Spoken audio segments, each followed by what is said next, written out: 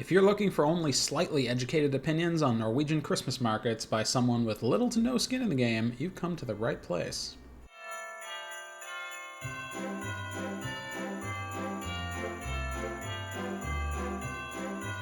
Today we're looking at arguably the top 3 markets in the country, at least by size, since Oslo, Bergen, and Trondheim are the 3 largest cities in Norway.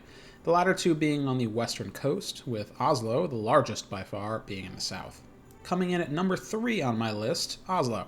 Kind of a surprise because it is the biggest, and I would have thought therefore the best. Danny called it though. She was here with me at all 3 and called this one too generic, though I appreciated the consequent variety of stuff to do. For example, outside the booths, not only did they have a Santa and a Ferris wheel, but also Helter Skelter, a carousel, and this giant carnival game that was very efficient at wasting money. It's basically roulette, where you pay a few bucks to own a couple numbers on the wheel for one spin, and if it lands on them, you get a giant candy bar. If I won, I was thinking I'd have to take it home as a piece of checked luggage. Oslo also got points for having fire pits scattered around that we could hang out at, multiple long light tunnels to walk through, and being centered around an ice skating area.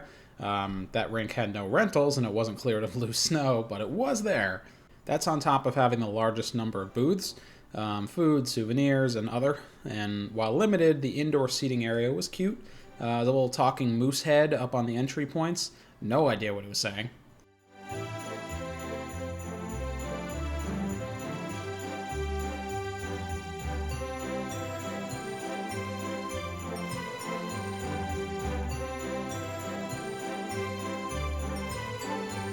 Points against this one for it actually being challenging to find dinner. The dinner we wanted, despite the options. Both of our first choices told us that they ran out of the thing that we wanted to order. Not impressive. And while food is always good, there didn't seem to be a lot of very unique stands, either selling food or knickknacks.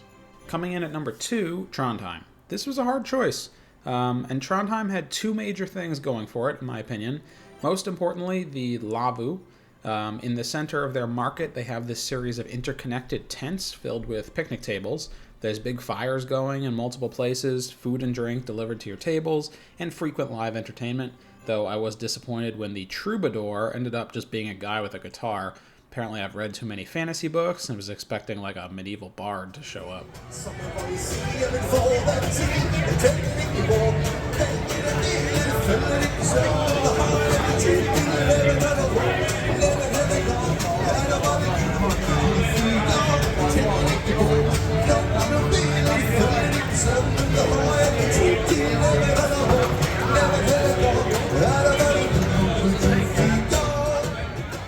Regardless, I think being in this tent is the best feeling Christmas market of the 3. It was just cozy and awesome and the closest to what I assumed things might be like. And the second thing I liked about this market was that the food stands skewed towards fish products, particularly salmon. And inside the Lavu, Danny and I had smoked salmon smørbrød as our dinner, which is basically Scandinavian for open-faced sandwich. But outside the tents, many of the stands were also selling smoked salmon in these big, beautiful slabs that I could do nothing with while on vacation. But they did give us many free samples. Cons for Trondheim are that it overall seemed to have the least number of stands of the 3, not many souvenirs at all, really, and consequently limited immediate consumption food, too. And finally, while this video is about the market, I also found Trondheim as a city to be the least compelling and interesting of the 3. Which is partly why, if I could only send you to one, it'd be Bergen, my number 1 pick. Bergen is a large and interesting city in its own right, with the Bergen Historical District and the mountain funicular that I totally would have gone up had there been a little more actual daylight in December.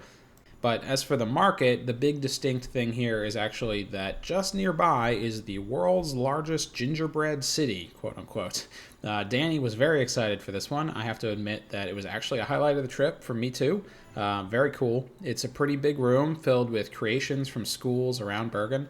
But what puts it over the top is the care that went into arranging everything. It's lit up like a permanent model train set or something. And by the way, there were at least 3 actual model trains actually running inside of it too.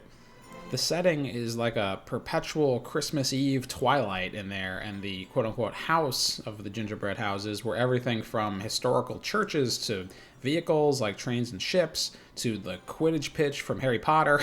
Some of these buildings even had large glass, quote-unquote, windows in them. No idea how they did that. The rest of the market had a respectable few dozen stands of various types, lots of food options and souvenirs too. This is where we both bought our souvenirs for the trip, in fact.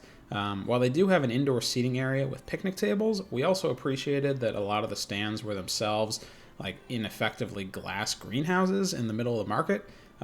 Every market had the Norwegian staples of cheeses and smoked fish and mulled wines and a lot of preserves of various types, but this one also had a variety of knickknacks, interesting chocolate and honey, just generally a good setup for bringing home gifts.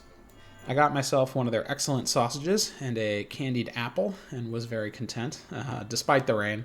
It also didn't hurt that we had a pretty sweet hotel room looking out over the market to really get in the Christmas mood. Subscribe if you liked the video, and for more Norway videos or various thoughts on other places around the world. And thanks for watching.